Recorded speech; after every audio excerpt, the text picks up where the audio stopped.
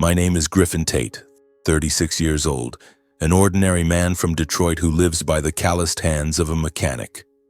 My job is tightening bolts, welding steel, wiping grease from morning till night in a noisy workshop that reeks of scorched metal. But what haunts me isn't engine oil, it's the scent of a loss that has never been willing to leave me. Brianna, my wife, has been gone for exactly 2 months and 17 days. She lost her battle with a cruel hereditary bone marrow disease. That illness wasn't loud or violent like cancer or a car crash. It simply silently drained the life out of a person little by little, like a candle slowly extinguished by a cold wind. I still remember the day the doctor delivered the final result. Brianna just squeezed my hand tightly and gave a faint smile. "Don't cry in front of Sophia, okay?" Then she fell asleep. Forever. Today is one of those rare weekends when I'm off work. I woke my daughter early. Her name is Sophia, 4 years old, with curly hair and blue eyes so much like her mother's that it hurts. She rubbed her eyes, still sleepy, and asked, "Daddy, are we going to visit Mommy today?" I nodded, trying to swallow the lump in my throat. "Yeah, we're going to visit your mom." Sophia scampered off to find her favorite doll, the one Brianna had sewn for her just before her final hospital stay. Watching her, my heart twisted. Sophia is still too young to understand what death means, but she already misses her mother in her own way.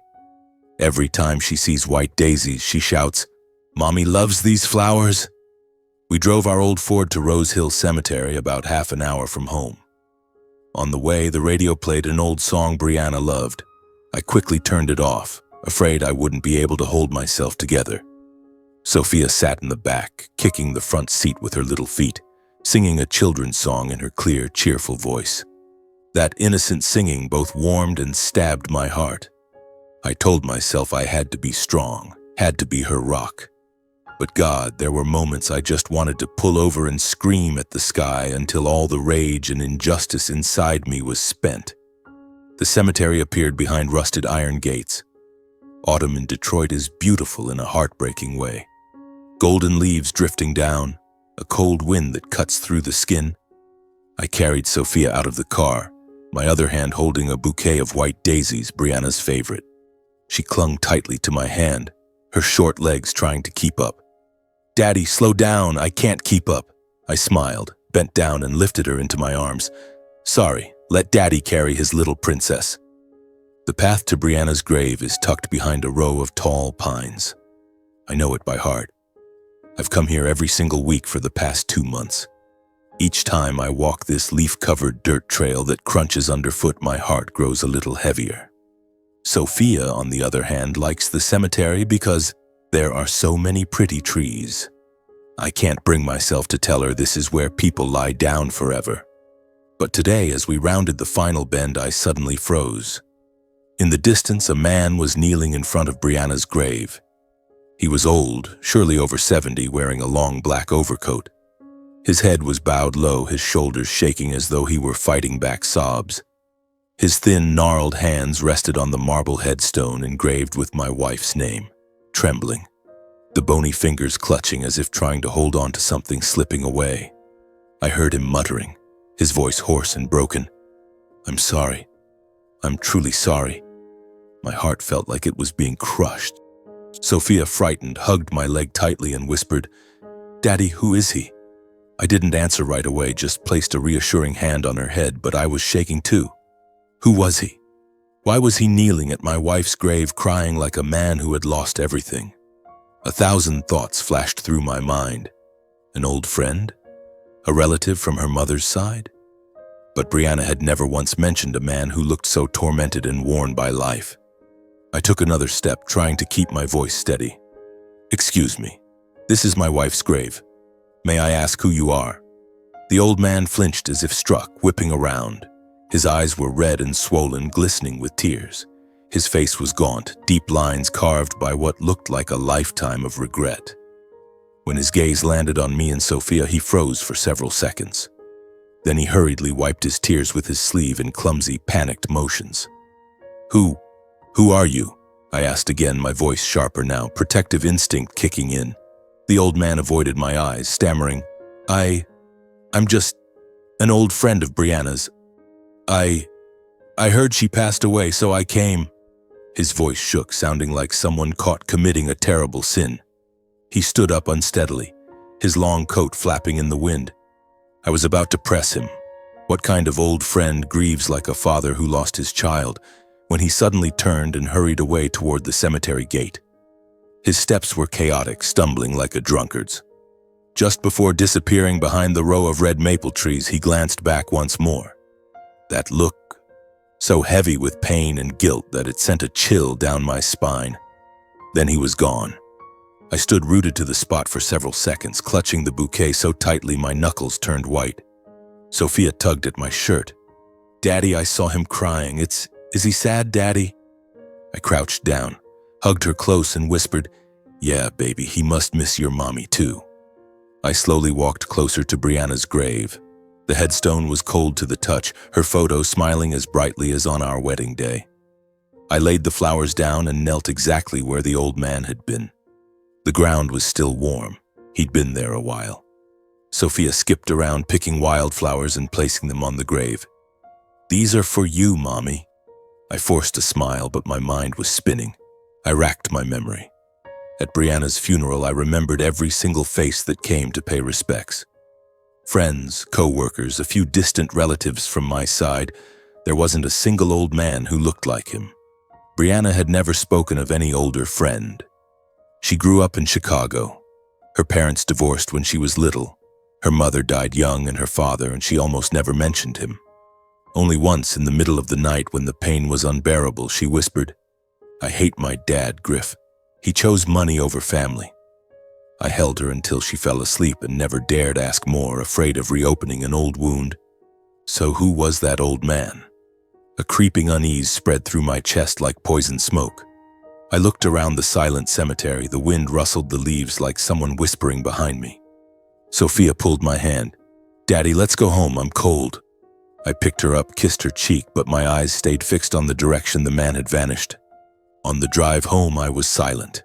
Sophia fell asleep in her car seat. I glanced at her in the rearview mirror and swore to myself I would never let Brianna's past hurt our daughter any further. Yet the image of that old man on his knees begging forgiveness haunted me every second. What did he know about my wife that I didn't? And why did he appear now just when I was trying to piece together the shattered life of a father and his little girl? When we got home, I carried Sophia to bed and tucked her in carefully. Sitting beside my sleeping child, I took out my phone and scrolled through old photos. Our wedding, Brianna pregnant with Sophia, the three of us at the beach last year. I went through every album looking for any older face that might match the man at the cemetery. Nothing. Not a single photograph of anyone who resembled him. That night I lay awake. The Detroit wind outside sounded like someone crying. I got up several times to peer through the window, half expecting to see that long black coat in the darkness. Doubt, fear, and an unnamed dread filled me. The feeling that something hidden in Brianna's past was about to drag me and my daughter into an inescapable whirlwind. All I could do was clench my fists and whisper into the dark, "Whoever you are, if you ever hurt Sophia, I will never forgive you." Dawn broke over Detroit again, but the city remained as cold and gray as ever, wrapped in the familiar stench of steel and exhaust fumes. I woke at 6, warmed a bottle of milk for Sophia, zipped her into her tiny pink jacket, dropped her off at daycare, and then punched in at the shop at 7:15 sharp. My life at that point was like a machine running on nothing but black coffee and an endless ache for Brianna. It kept turning day after day without pause, but inside it was slowly wearing itself down to nothing. Every evening when I got home, I'd scoop Sophia into my arms, let her rest her head on my chest, and listen to her chatter about her teacher, her new friends, or how sad she was that her doll's dress had torn. I always smiled and nodded, but only one thought circled in my mind. I have to make more money, buy her new toys, save for the rainy days that always come without warning. I didn't dare look any further ahead. Looking too far only terrified me. Then one morning, disaster struck like a cold blade straight through the heart. I was standing beside the lathe, hands black with grease, ears ringing from the roar of engines, when my phone started vibrating nonstop in my pocket. Something told me to answer. I wiped my hands on my coveralls and picked up in a panic. Hello, is this Mr. Griffin? This is Sophia's homeroom teacher. Her voice was shaking with fear. I could hear children crying in the background. Sophia. Sophia suddenly spiked a very high fever, started coughing so hard she brought up blood, and then collapsed right on the classroom floor. The ambulance is taking her to Detroit Receiving Hospital right now. Can you come immediately? I don't remember what I said. I only remember the wrench slipping from my hand and clanging against the concrete so loudly the whole shop went quiet for a second.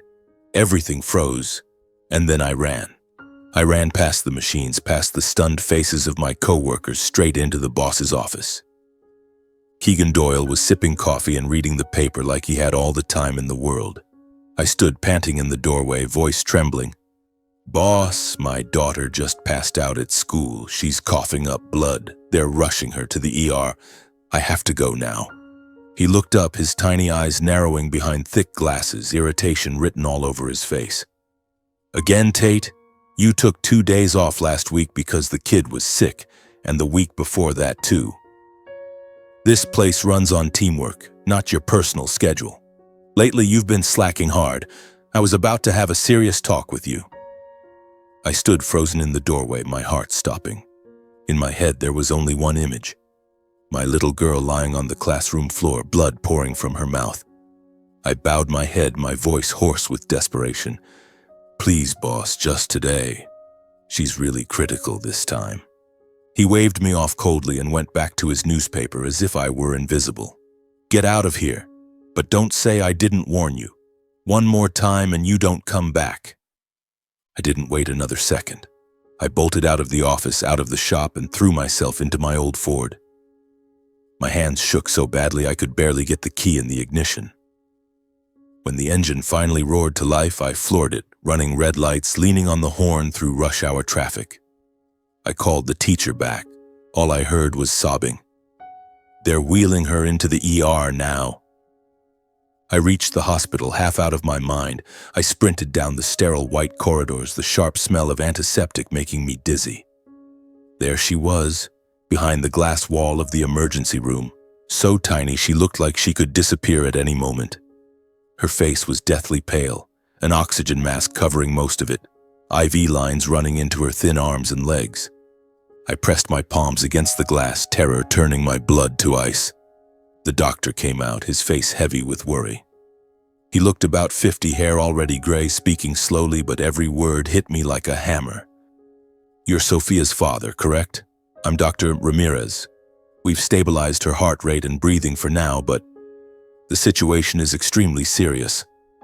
Preliminary blood work shows signs of acute bone marrow failure, most likely hereditary aplastic anemia.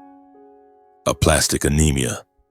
Those 2 words exploded in my head like thunder on a clear day.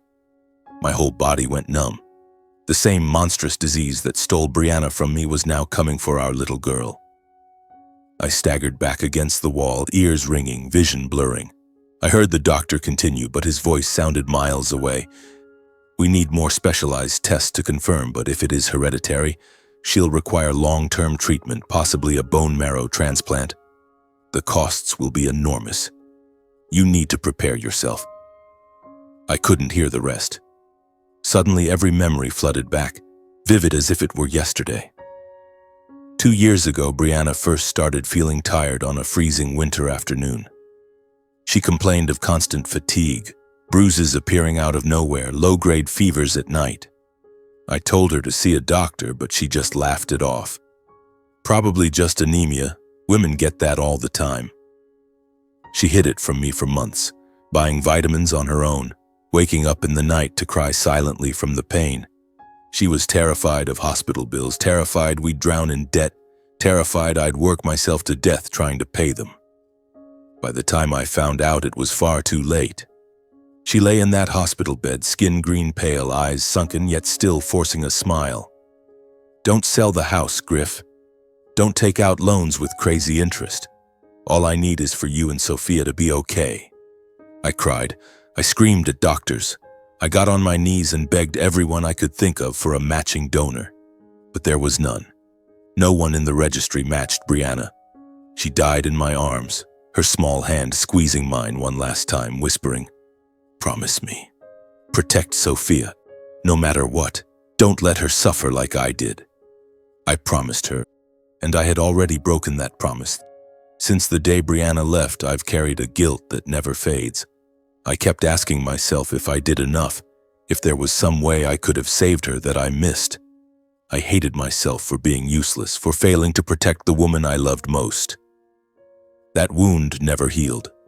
And now Sophia, our daughter, was suffering from the exact same illness. I was paralyzed with terror at the thought of losing the only precious thing I had left. Dr. Ramirez placed a hand on my shoulder, pulling me back to the harsh present. Mr. Tate, did you hear me? Sophia needs to be admitted immediately and start treatment. Are you all right? I looked through the glass. Sophia's tiny chest rose and fell weakly beneath the white blanket. She was only 4 years old. She didn't even know how to spell the word death. I collapsed to my knees on the cold hospital floor, clutching my head. I didn't cry. I'd run out of tears the day Brianna died. There was only a sharp, tearing pain across my chest, as if someone were slicing me open one cut at a time. No, not again. I would not let this happen twice. I stood up, my voice hoarse but stronger than it had ever been. Doctor, do everything you possibly can. Save my daughter, whatever it takes. I'll find the money. Just save her. Dr. Ramirez looked at me with deep sympathy. We will do all we can. But you need to prepare for a very long, very expensive road, and the chances of finding a compatible marrow donor are extremely low. I nodded. I knew that pain all too well. I walked back to the glass, pressed my forehead against it, and whispered to my unconscious little girl on the other side, Sophia, can you hear Daddy? I'm sorry I couldn't protect your mommy, but this time I swear to you, even if I have to sell my blood, my kidneys, my very soul, I will not let you go anywhere. You are all I have left in this world. I swear it.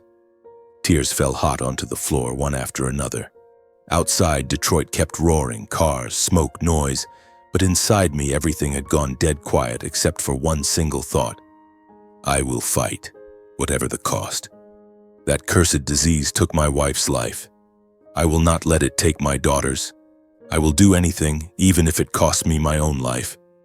Every time Sophia received an infusion, I sat by her bed holding her tiny hand, humming the lullabies Brianna used to sing. Some nights she spiked a fever of 104 degrees Fahrenheit and went into seizures. I'd sprint down the corridor in the dark, screaming for a doctor. Some days she woke up crying, Daddy, it hurts so much. And all I could do was lean down so she could sob into my chest while I bit my lip until it bled. I took unpaid leave day after day. My phone kept ringing from the shop, but I didn't dare answer. After nearly 2 weeks, I finally forced myself to go back and ask for official leave. I put on the cleanest clothes I still owned, shaved, combed my hair, trying to look like a man who still had some control over his life. Keegan Doyle sat behind a desk buried in papers and empty beer cans. He didn't offer me a seat. I stood there, fists clenched, and spoke. Mr. Doyle, my daughter is in the hospital with hereditary bone marrow failure. The doctors say she'll need continuous treatment for at least the next 6 months. I'm asking for unpaid leave so I can take care of her. As soon as she's stable, I'll come back and work double shifts to make it up. He looked up, face red from alcohol. Before I could finish, he slammed a stack of files onto the desk so hard papers flew everywhere. Tate, you think this is a damn daycare? You disappear for months. Who's going to cover your station? The whole line is behind because of you. I warned you 100 times. Keep your family drama out of this shop. This is a garage, not a charity. I fought to keep my voice calm even though rage was boiling inside me. Boss, my daughter is dying.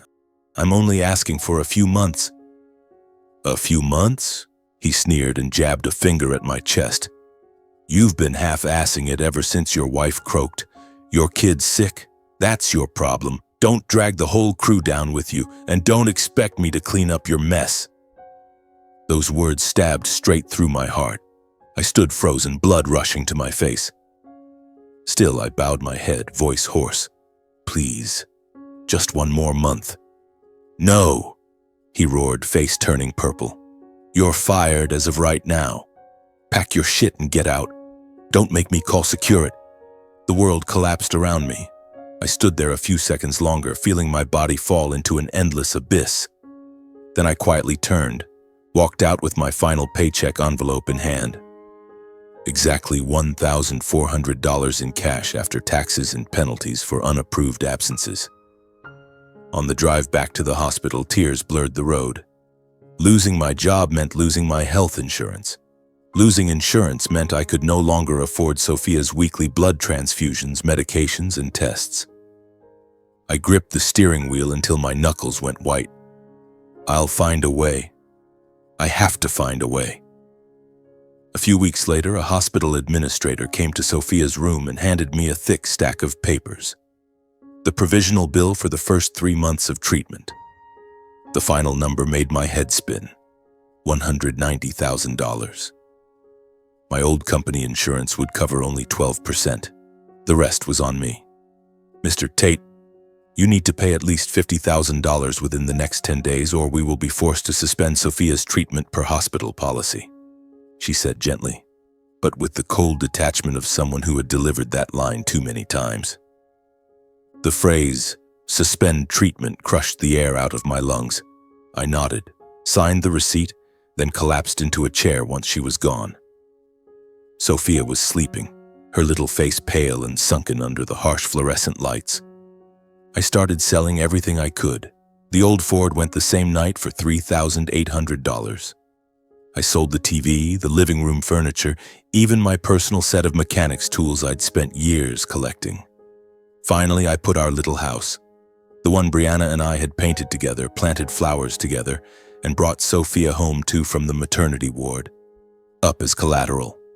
The bank gave me $42,000 at brutal interest, but that money only covered 3 blood transfusions and the first round of chemotherapy. 3 weeks later, another bill arrived, $64,000.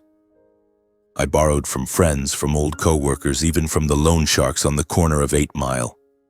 They just smirked. What else you got to put up, Tate? The house is already gone. My bank account hit zero. My wallet held nothing but a few crumpled 20s.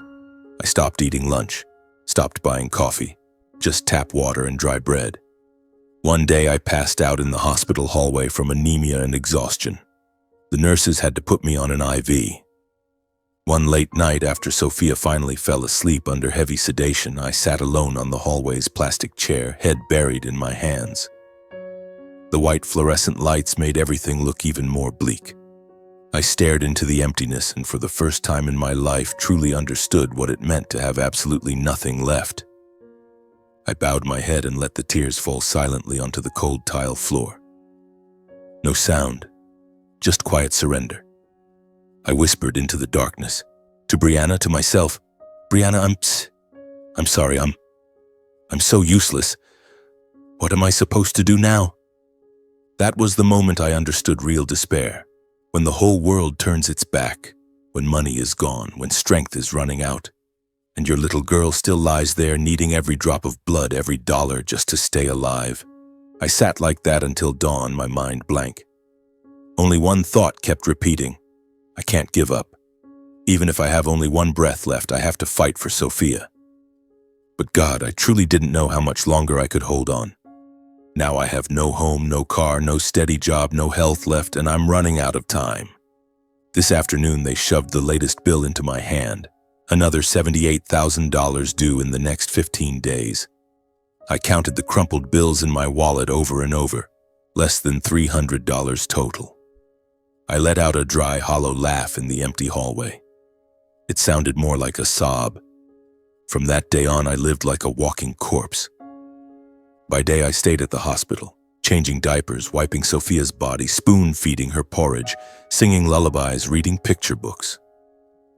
At night, once the painkillers put her to sleep, I went out into the city, fixing cars in the back lots near 8 Mile, unloading containers at suburban warehouses. Some nights I worked straight from 10 p.m. to 6 a.m., then caught the first bus back so I'd be there before Sophia opened her eyes. I fell asleep on waiting room chairs on the bus, even standing against a wall while smoking my last cigarette.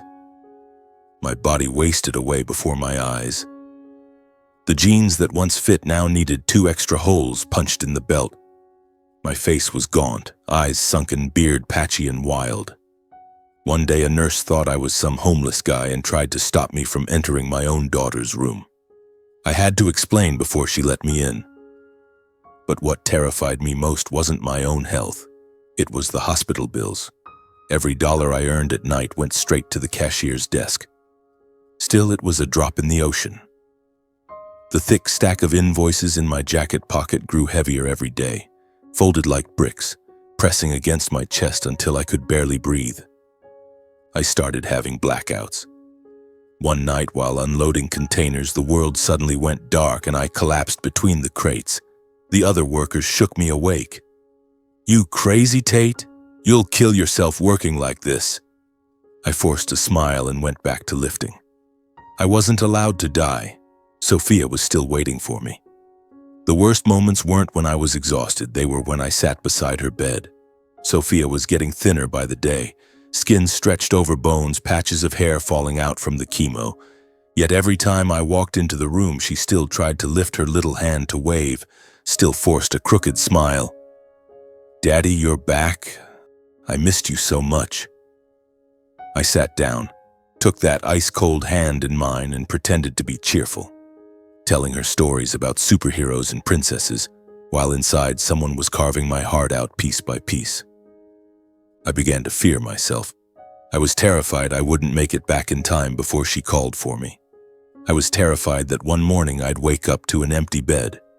I was terrified this disease would repeat exactly what it did to Brianna. Slowly, hour by hour, draining the life from the little girl I loved more than my own existence. Some nights after Sophia finally slept, I sat in the hallway and cried alone. Silently, just tears running down my face. In my head, I whispered to Brianna, "Baby, what do I do? I'm not strong enough anymore." And then, in the depths of total desperation, I thought of the very last card I had avoided for years. My parents. I've never said much about them.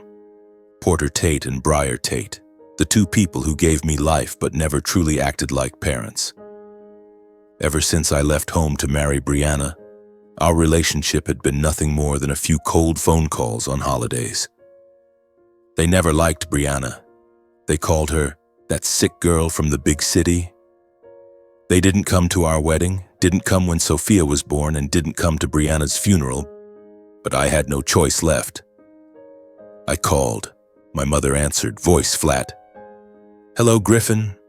Been a long time." I asked to meet. She was silent for a few seconds, then agreed.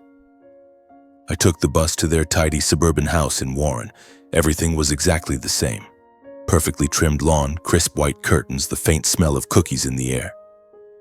My father opened the door, hair snow white, face stern. My mother stood behind him, arms crossed, lips pressed tight. I stepped inside, hands shaking as I held the stack of medical records and bills. I told them everything about Sophia, the disease, the costs, how I had sold everything I owned. Then I dropped to my knees in the middle of their living room, literally tears streaming. "Please, Mom, Dad, save your granddaughter. I have nowhere else to turn. Even if you help with just a part of it, I'll work like an animal to pay you back." My father folded his arms and looked down at me, voice cold as ice. "We can't carry all your problems, Griffin. You're a grown man. Take responsibility." My mother cut in, sharper than a blade. "This is the consequence of marrying that girl with diseased blood. I warned you not to get involved, but you didn't listen. Now deal with it yourself. This has nothing to do with us." I couldn't breathe. I looked up at the 2 people who brought me into this world and felt slap after slap across my face. I begged one last time, voice breaking, "She's your granddaughter. Sophia is only 4 years old." My father interrupted, hard as steel. "Griffin, everyone has to answer for their own life. Don't bring this here again." I stood up, stumbled out of the house. I don't remember how I got back. I only know that when I came to, I was sitting on the hospital steps in the freezing November night, fists clenched until the knuckles were white. I realized the bitterest truth of all. In the darkest moment of my life, my own flesh and blood had turned their backs on me and my daughter. The wind cut like knives. I looked up at Detroit's pitch-black sky and whispered, "Brianna, I'm sorry. I can't protect our little girl anymore." I sat there until nearly dawn, shaking from cold and from pain. Only one thought kept looping in my head. Everything has truly collapsed. 3 days later, the true nightmare descended without mercy. The head of hospital administration came straight to Sophia's room and handed me a pink notice, the color I knew was reserved for final hopeless cases. Her voice was gentle but unwavering. "Mr. Tate, we have already extended every possible deadline. Your outstanding balance is now $310,000. If by tomorrow morning you cannot pay at least $120,000 as a deposit for the upcoming bone marrow transplant, we will be forced to discontinue all active treatment. At that point, Sophia will only receive palliative care." I froze. Then I collapsed to my knees in the middle of the hallway, clutching the woman's legs in utter desperation, my voice raw from begging. "Please, I'm begging you, just one more week, even a few days. I'll scrape together the money somehow. I'll sell my blood. I'll do anything. Please don't stop my daughter's treatment. She won't survive." She shook her head, eyes red with sympathy, but her tone had to stay firm and professional. "Mr. Griffin, we've already bent the rules for you far beyond what we're allowed. I'm truly sorry, but hospital policy is hospital policy. There's nothing more we can do." I had no options left. With shaking hands, so violently that my signature looked like a child's scrawl, I signed the discharge papers for palliative care only. A nurse gently carried Sophia out and placed her in my arms. She weighed almost nothing now, just skin over bones, her sunken eyes struggling to open, yet she still managed a faint smile. "Daddy, are we going home? I miss our house so much." I clutched her to my chest and walked out of the hospital on legs that felt like lead. That night was bitterly cold. Our breath turned to white clouds in the air. Sophia began trembling in my arms as another wave of pain hit her. Her tiny fingers dug into my jacket, clinging to life with everything she had left.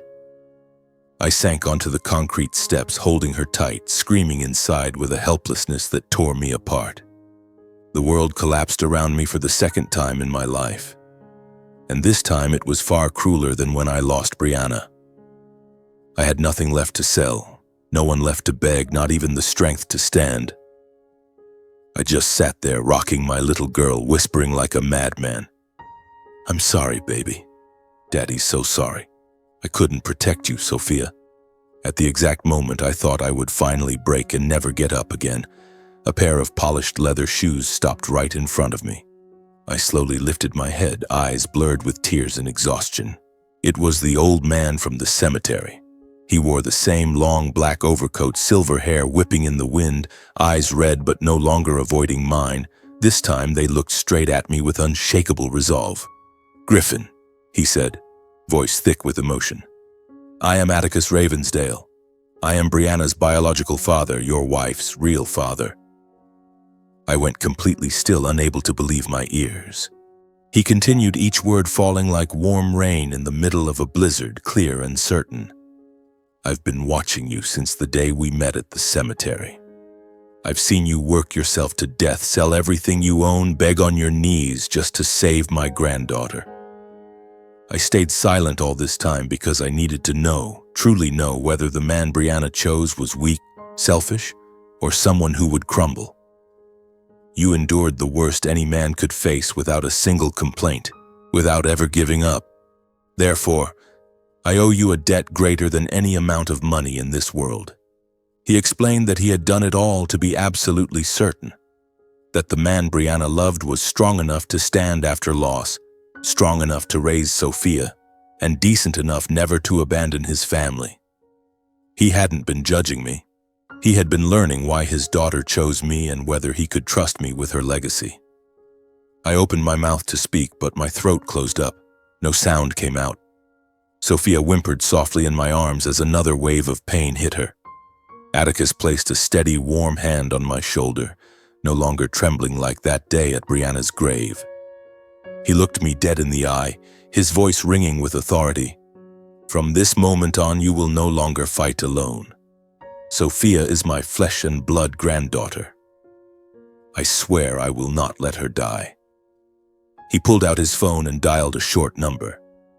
A few brief, commanding sentences. "Prepare the private ambulance immediately. Transfer Sophia to Mayo Clinic in Chicago. I am personally covering every single expense. Not 1 second of delay."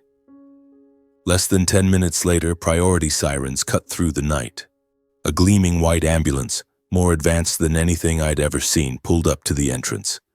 A professional medical team in special uniforms rushed out, gently lifted Sophia onto a proper stretcher, and administered high-grade pain relief on the spot. Her trembling finally stopped. I followed like a ghost, limbs numb. Atticus told me to get in. His voice rang in my ears like an iron vow. "I've already contacted the top marrow transplant specialists in the world. They're waiting in Chicago. Every test, every treatment, every dollar, I've got it covered. All you have to do is stay with her." I looked at him. For the first time in months, tears fell. Not tears of pain anymore, but tears of stunned, impossible hope. The ambulance sped away. The lights of Detroit faded behind us. Sophia lay on the stretcher, breathing more steadily now thanks to the medication. I held her hand tightly, then turned to Atticus, my voice breaking with overwhelming gratitude. "Why? Why are you doing all of this?" He bowed his head, and for the first time I saw a man of such power tremble with emotion. "Because I lost Brianna once in my life. I will never lose my granddaughter a second time." I couldn't speak another word. I just lowered my head, letting the tears fall onto the back of Sophia's tiny hand, the hand that still held onto mine. For the first time after endless months drowning in bottomless despair, I felt a glimmer of light.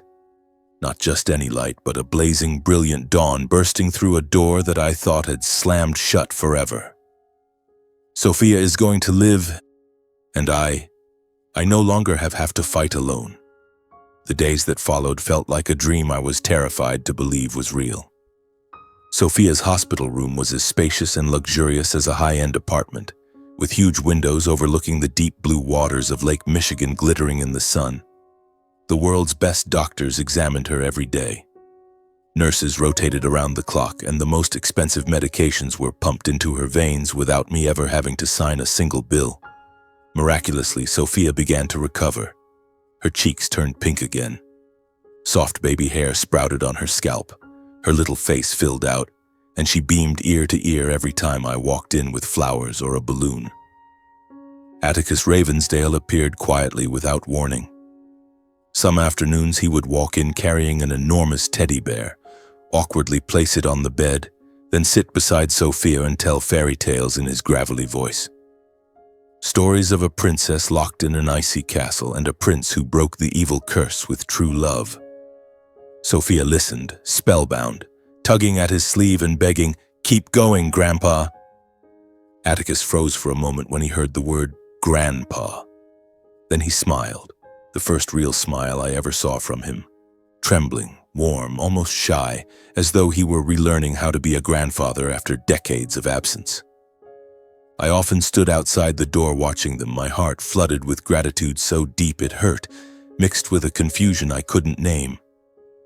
I was grateful beyond words for saving my daughter's life.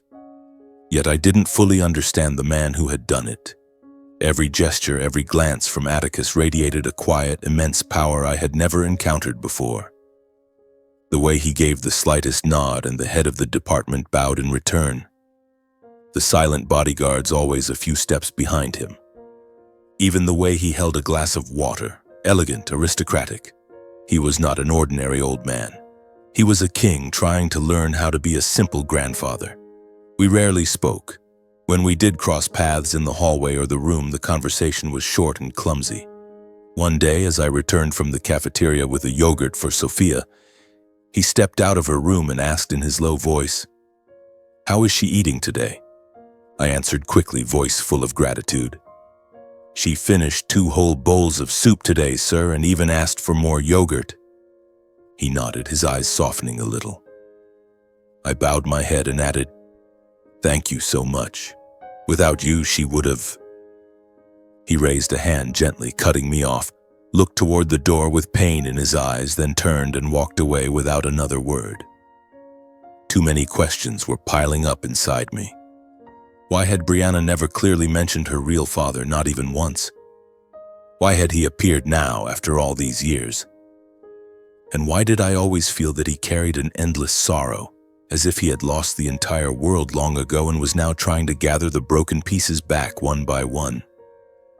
I didn't dare ask. I was afraid those questions would shatter the fragile peace we had found.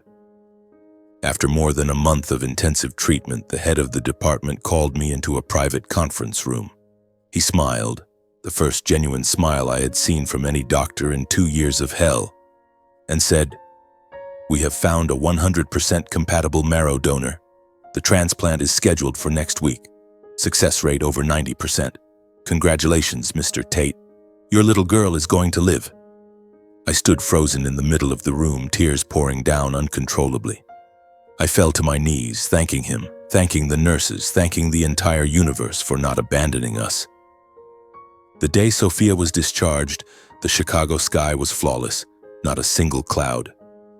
She wore the brand new pink dress that Atticus's housekeeper had bought her, her hair tied in 2 adorable pigtails. She ran skipping toward the hospital gate, shouting, "Daddy, let's go home!" I scooped her up, kissed her cheeks over and over, tears falling into her hair. I cried from relief, from overwhelming happiness, because I no longer had to live every night in terror. As we reached the entrance, a gleaming black Cadillac Escalade was waiting. A uniformed driver opened the door, bowed respectfully, and said, "Mr. Atticus is expecting you and the young miss at his residence."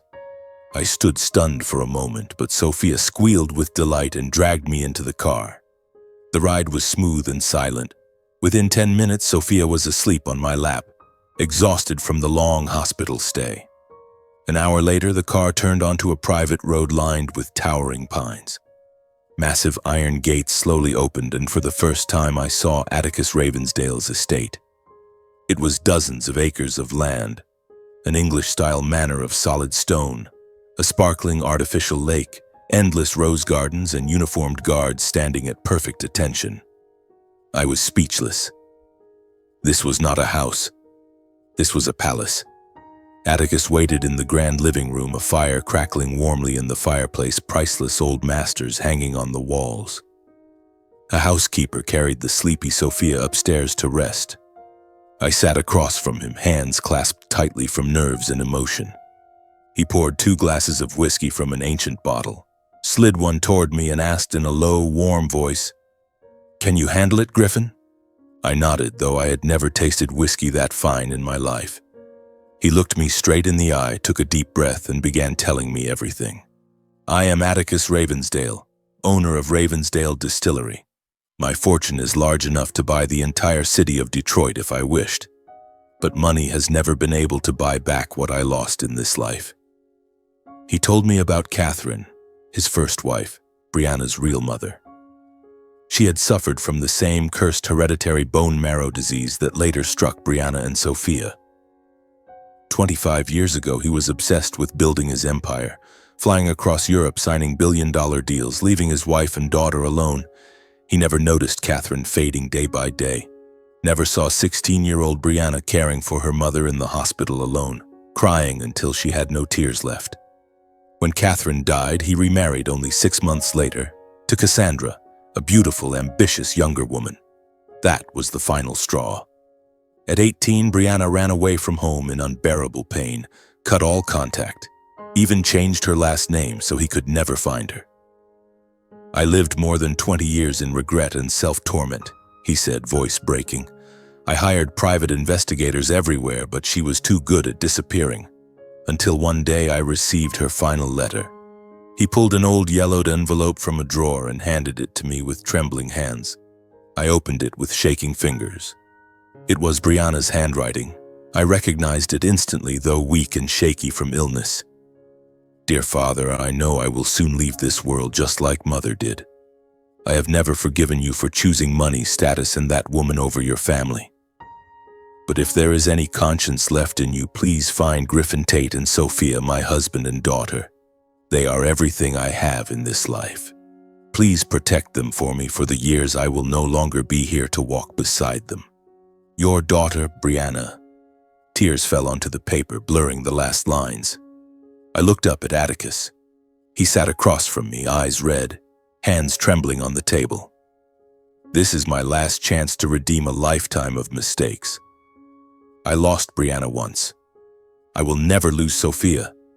And you, Griffin, again. From this moment on, you are my son-in-law in every way that matters. Sophia is the legitimate granddaughter of the Ravensdale family. I will use everything I have to make up for what you and she have suffered. I couldn't speak. I only bowed my head deeply, tears falling onto the priceless Persian rug beneath my feet. For the first time in my life, I understood that miracles are not made of money or power. A miracle is when a father who lost his daughter once decides to spend the rest of his life loving his granddaughter in the way he never managed to love her mother. And I, Griffin Tate, a broke mechanic from Detroit, was now sitting in a palace holding the hand of a billionaire who was crying from remorse, knowing that my daughter had been saved. Not because of money, but because of a love that came late, yet was never too late. After that conversation, Atticus pulled me into a long, tight embrace. He said nothing more.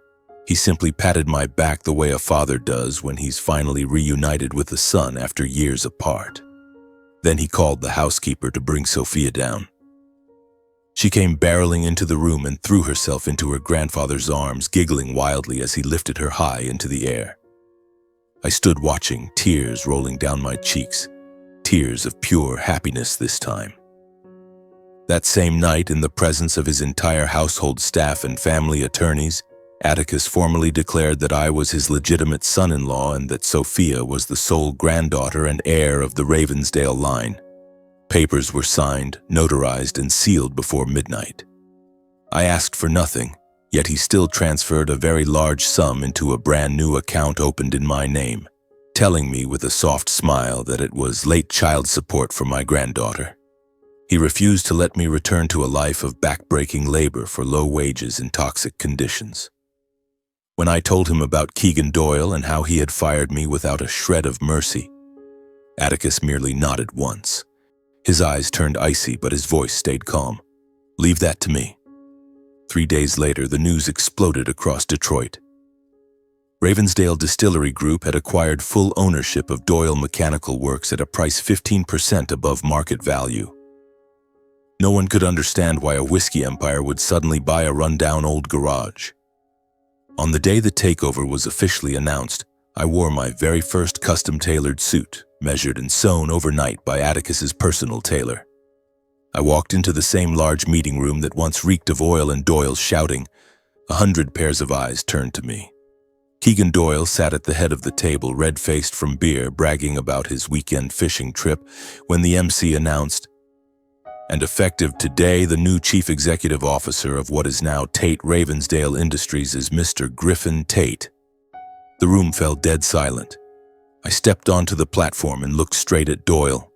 His mouth hung open, the color drained from his face as if he'd seen a ghost.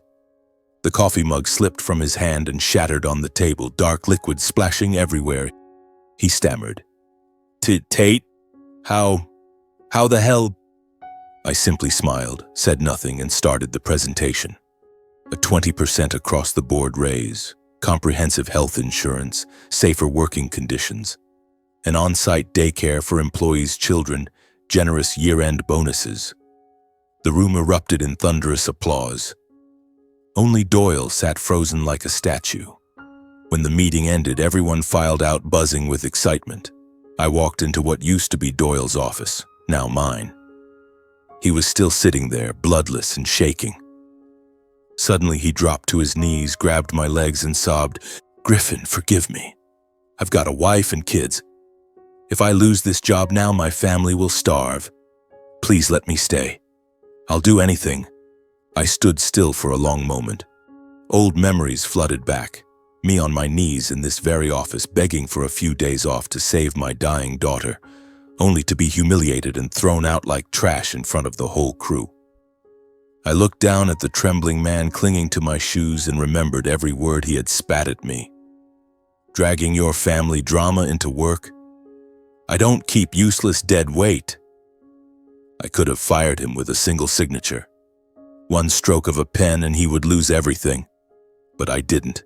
I sat down in the chair and said calmly, "Stand up, Mr. Doyle." He looked up, eyes shining with desperate hope.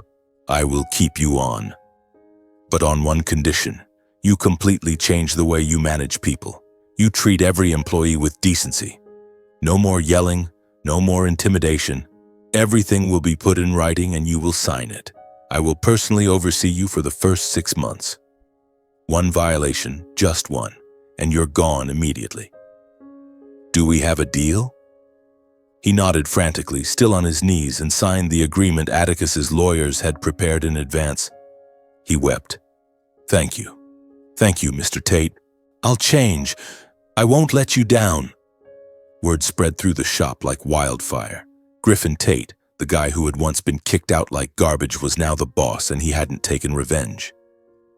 The men who once watched me get humiliated now greeted me with genuine respect and bowed heads. Under my leadership, the shop transformed day by day. I implemented everything I had ever dreamed of when I was just a worker. Higher wages, full medical coverage, free daycare, big bonuses. I walked the floor every single day, shook every man's hand, learned the names of their wives and kids, asked about their families, and helped when they were in trouble. In just 6 months, revenue doubled, the highest in 20 years. We landed major contracts with the big automakers and added brand new production lines. From a shop on the verge of bankruptcy, Tate Ravensdale Industries became the place every mechanic in Detroit dreamed of working. And I, Griffin Tate, the worker who had once been thrown out without pity, was now the boss that every employee loved, trusted, and respected with all their hearts. I thought everything had finally settled into place. Then the storm hit. From inside my new family. The news that Atticus had officially recognized me as his son-in-law and Sophia as his legitimate granddaughter spread across every major financial newspaper within days. Exactly 1 week later, the Ravensdale family's private jet flew in from Paris and landed at their private airstrip. Cassandra Ravensdale, Atticus's second wife, and her son Quentin immediately stepped off the plane and told reporters they had returned to resolve family matters. Cassandra was 59, strikingly beautiful in that sharp European aristocrat way. Golden hair, perfect makeup, but eyes as cold as ice. She had spent decades living on yachts and in Monaco villas, treating Atticus not as a husband but as an inexhaustible bank account. Quentin was 29, 7 years younger than me. Tall, handsome in a spoiled playboy way, but with the permanent scowl of someone terrified of losing his inheritance. From childhood, he had been told the entire Ravensdale empire would one day be his, and he had never accepted the existence of some illegitimate half-sister. They didn't bother meeting me first. They hired private investigators, dug through my past, and leaked stories to tabloids and financial forums. Gold digger uses dying daughter to scam billionaire. Poor mechanic fakes dead wife to seize fortune. Mysterious son-in-law drops from the sky with plans to steal the inheritance. I read the headlines and only smiled sadly. I gave no interviews, posted nothing online, offered no explanations. I drove Sophia to school, went to work, came home, cooked dinner, and read her bedtime stories. I trusted that time and truth would speak for themselves. Then one Saturday afternoon, Atticus called. "Griffin, bring Sophia to the estate for dinner tonight. I have a gift for her." I happily agreed. Sophia put on her favorite princess dress and clutched the picture she had spent all week coloring. Our family. The moment our car stopped in front of the grand entrance, the massive doors swung open. I carried Sophia down and she shouted, "Grandpa!" But the second we stepped inside, I froze. Atticus sat at the head of the table, face carved from stone. Across from him sat Cassandra and Quentin, dressed to kill, both glaring like they were ready to tear someone apart. Cassandra looked me up and down and smirked, voice dripping with poisoned honey. "So you're the famous, beloved son-in-law he keeps talking about?" I did my research. Griffin Tate, unemployed mechanic, wife died of a poor person's disease, disowned by his own parents, and now, poof, future billionaire. Bravo. Quite the performance. Quentin shot to his feet and jabbed a finger in my face. "You think you can use that sick kid to butter up my father and call it a day? Brianna was nothing but a teenage mistake. You're stealing my inheritance. I'll sue you. I'll drag you through every court, you gold-digging piece of—" Sophia shrank against my leg, eyes filling with tears. I rested a calming hand on her shoulder, then looked straight at them and answered calmly. "Brianna was Atticus's biological daughter. DNA proved it. I have never asked for a single dollar. All I wanted was for Sophia to be officially recognized as his granddaughter so she wouldn't grow up feeling abandoned the way her mother did. Whatever Mr. Atticus chooses to do with his estate is entirely his decision." Cassandra threw her head back and laughed, the sound sharp as broken glass. "Recognized? So you can split the fortune, right? Spare us the noble act." Quentin took another step forward, face crimson. "I'll make you and that brat disappear. Don't you dare touch 1 cent of Ravensdale money. It's mine." Atticus had been silent the entire time, hands resting on the table, expression unreadable. The instant Quentin snarled the word mine, Atticus slammed his palm onto the ancient mahogany so hard the bang echoed through the hall like a gunshot. Everyone froze. He rose slowly, voice so cold the air seemed to crystallize. "Silence! All of you, silence!" He turned first to Cassandra. "You married me for money. I've always known that, and I never blamed you for it. But if you ever open your mouth again about inheritance while I'm still breathing, I will cancel every credit card, sell every villa, and put you on a plane back to Europe with nothing but the clothes on your back. Would you like to test me?" Cassandra went white, lips trembling, but no sound came out. Then he turned to Quentin, voice even more terrifying. "And you, the son I spoiled rotten. You've never worked a single day in your life, only spent money and chased women.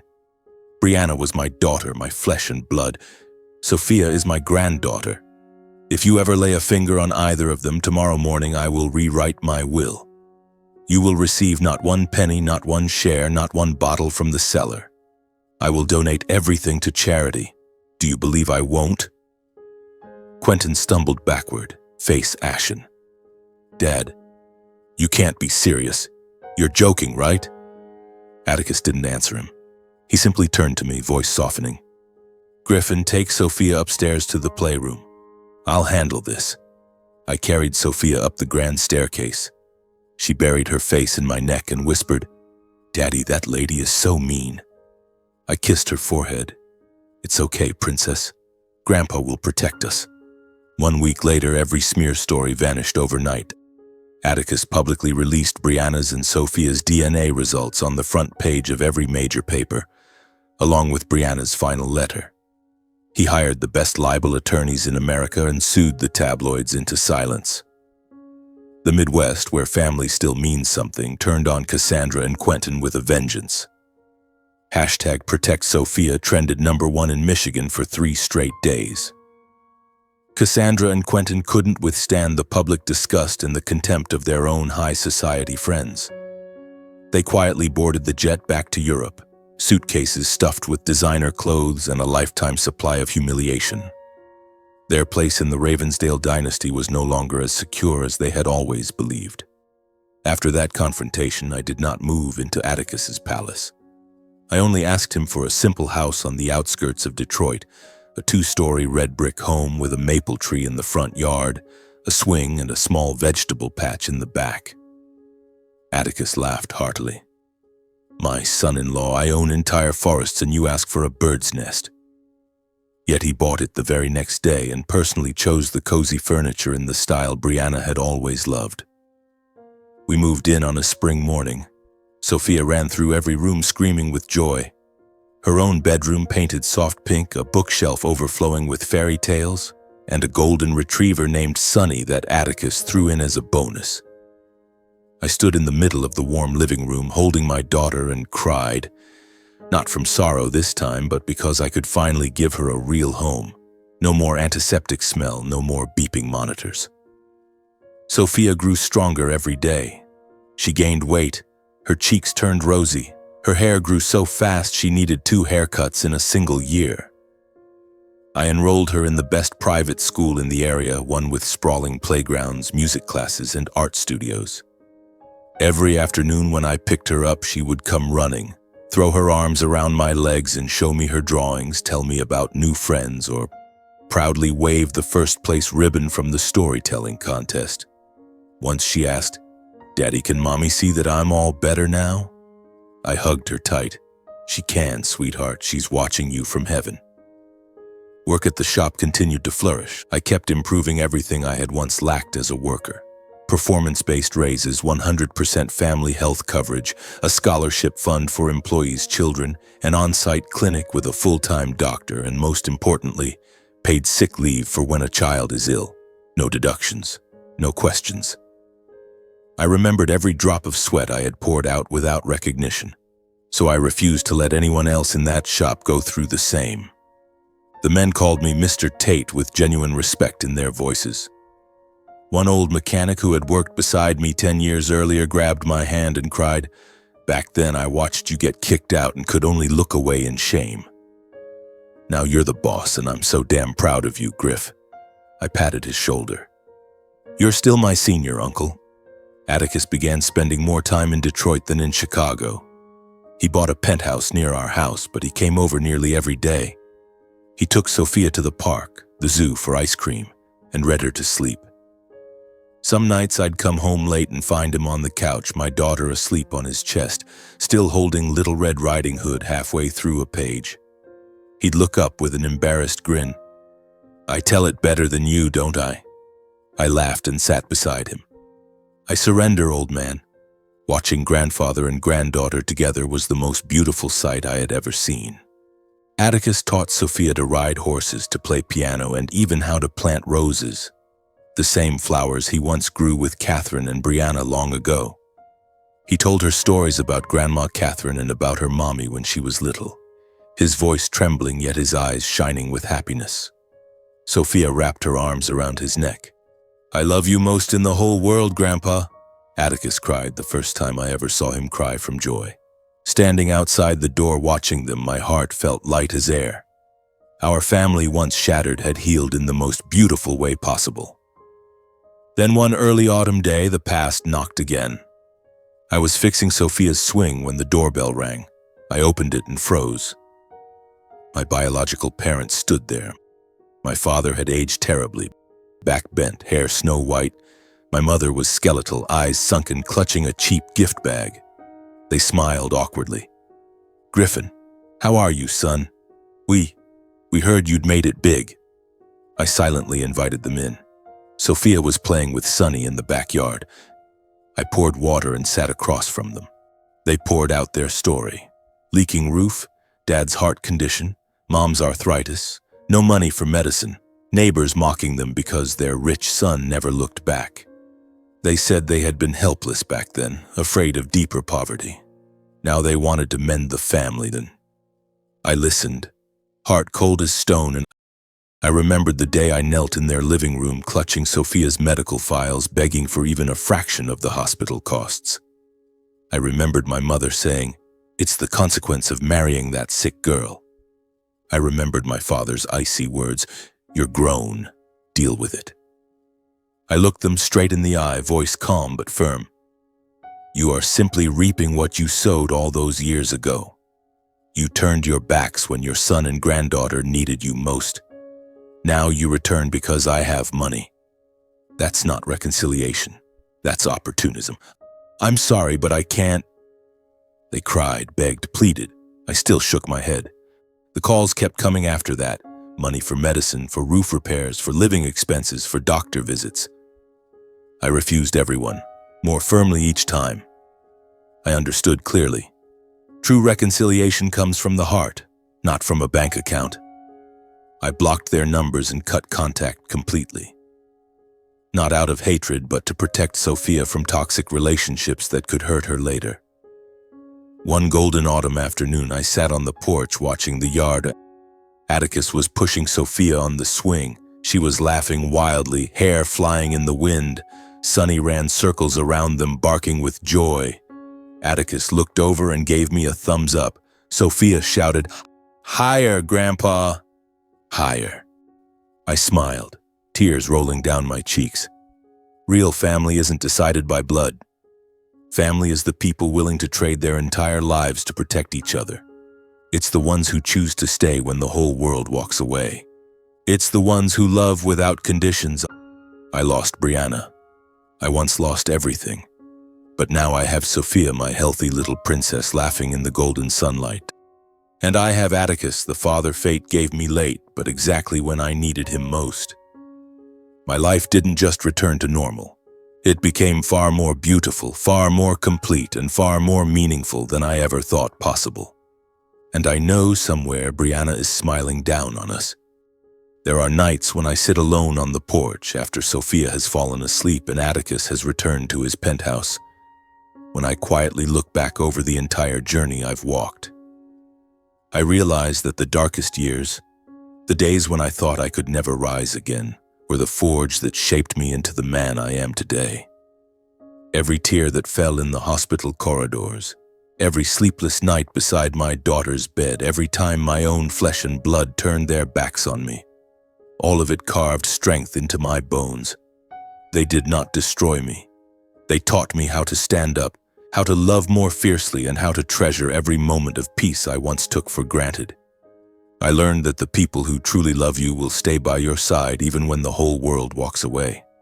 Sophia, my tiny 4-year-old, held onto me with weak little arms through waves of pain, whispering, "Daddy, don't cry," in her half-conscious delirium. Atticus, a man who had once been estranged from his own blood, stepped forward at the exact moment I was about to collapse. He opened his arms and embraced us both without a single question or condition. He didn't come because I had money or anything to offer. He came because he saw us as family, and that alone was enough to pull me out of the abyss I thought would swallow me forever. I came to understand deep in my soul that kindness is never weakness. It is the bravest choice a person can make in the face of injustice and hatred. When Doyle knelt at my feet begging for a second chance, I could have crushed him the way he once crushed me. Instead, I chose mercy. I chose to give him the opportunity to change. Not because he deserved it, but because I refused to become the man he once was. Kindness is the most powerful weapon of all. It can transform the person who hurt you, and it keeps your own heart from being poisoned by hatred. I also learned that forgiveness is not about excusing those who harmed you. It is about freeing yourself from the past so you can walk forward unburdened. I forgave Cassandra and Quentin not because they were right, but because I refused to carry the weight of resentment into the home where Sophia is growing up day by day. I forgave my biological parents not because I forgot their words, but because I no longer wanted that pain to hold me prisoner. Forgiveness was me unlocking the cell I had built for myself out of old wounds. From my birth parents, I learned a painful but priceless lesson. Not everyone who brings you into the world knows how to love you properly. Some parents stop at giving birth. They never walk the longer road of raising and loving. For a long time, I tormented myself wondering why they abandoned me when their son and granddaughter needed them most. Now I understand. It was not my fault. It was their limitation. Walking away from them was the only way to protect my daughter from the same hurt I felt as a child. Cutting ties was not unfilial. It was self-preservation, the healthiest choice, so that Sophia's future would not be overshadowed by the darkness of the past. I want Sophia to grow up with 3 truths carved into her heart. Real love has no conditions. Kindness is the greatest strength, and honesty is the most precious treasure on earth. I will not let her carry the pain of previous generations like a heavy backpack. Every night before sleep, I whisper in her ear, "You are the strongest princess Daddy has ever known. You never have to be afraid of anything because Daddy and Grandpa will always be here forever. I believe life sometimes strips everything away. Money, health, loved ones, just to test whether you are strong enough to stand up again for the people you love. That is the harshest test, but also the final test of your humanity. If you pass it, you discover that the most precious thing is not what you lost, but who remains beside you when everything has burned to ash. And if you are reading these words tonight while drowning in despair, buried in debt, abandoned by family, crushed by illness, or simply feeling there is no way out, please hear me. There is always another path waiting ahead of you. There is always a door standing slightly ajar that you cannot yet see because darkness is blocking your view. There is always someone you may not have met yet, who still believes in you, even when you have stopped believing in yourself. So do not let go. Keep breathing.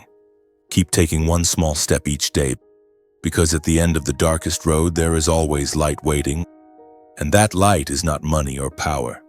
That light is love. The only thing that never dies, no matter how much the world collapses. I am Griffin Tate.